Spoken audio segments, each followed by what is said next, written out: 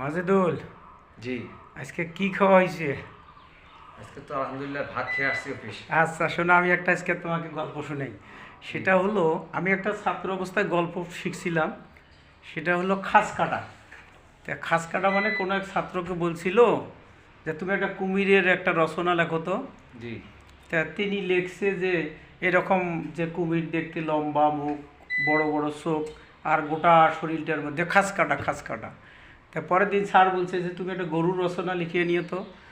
সে আবার কি করছে, লিখছে আমার বাড়ি পদ্মা নদীর পাড়ে, আমার একটা গরু ছিল, গরুটা পদ্মা নদীর তীরে আমার বাবা বেঁধে এসেছিল, এবং কোথা থেকে হঠাৎ করে একটা কুমির আসলো। সেই কুমিরটা লম্বা একটা মুখ, বড় বড় দুটো চোখ, আর গোটা শরীরটা খাস কাটা খাস কাটা।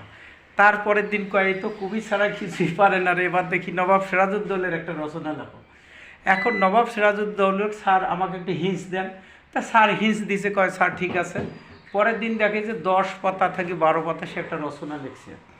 এই রচনা লিখছে যে 1757 সালের পলাশীর অম্রকাননে 23শে জুন নবাব সিরাজউদ্দৌলা পরাজিত হবে জেনেও কি করলো, মির্জাপুরকে সেনাপতির দায়িত্ব দিয়ে খাল কেটে কুমির আনলো।